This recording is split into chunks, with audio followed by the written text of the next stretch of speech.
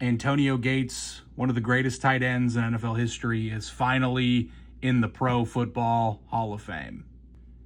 The Chargers have a storied history of grabbing some pretty damn good tight ends. Kellen Winslow is basically the guy that you think of a modern tight end. They're based off Kellen Winslow. Antonio Gates from 2004 to about 2010 was the best tight end in the NFL. He could run routes like a wide receiver, great hands, undrafted free agent, the 22nd undrafted player to make it to the Pro Football Hall of Fame. Antonio was a touchdown sponge, one of only 26 players to ever cross the 100 touchdown threshold. Antonio Gates, a Mount Rushmore tight end with the Hall of Fame, obviously a Hall of Fame induction from this weekend, 8 Pro Bowls, 3 All-Pros, and a member of the All-2000s team. I think some people may look at these numbers and go, oh, I don't know, he doesn't have that many catches or yards, but look at this.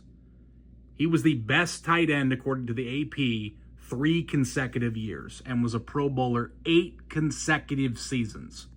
And yeah, after he turned 30, the production kind of slid, but look at that. He still scored 12 touchdowns in his age 34 season. Didn't realize this until this very second, but his first touchdown catch that he had was Doug Flutie throwing him the ball. Yeah, Doug Flutie was a Charger. He bounced around a lot. Antonio Gates was one of those guys you would constantly hear about. Well, he's so shifty and stuff. It's because he played basketball. And you would just be like, okay, we get it. He played basketball.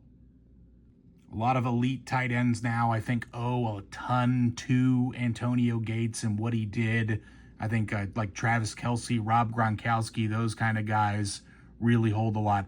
Now, some would say, and at the time too, it was talked about a lot, that maybe wasn't quite the greatest blocker on the planet, but when you're a red zone target the way that Antonio Gates was and how unstoppable he was within the end zone, you were okay with him on occasion maybe not putting his all into a block, because this dude was just a touchdown magnet.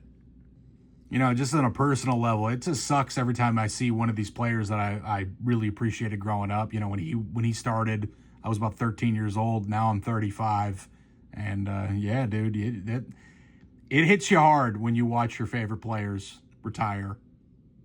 Toward the end of his career, I do remember getting mean and being like, okay, Gates, this is kind of sad. But you know what? You know what he was still doing, even when a lot of guys hung up their cleats or would start dating pop stars, he was still scoring touchdowns. So let's give Antonio Gates all the love.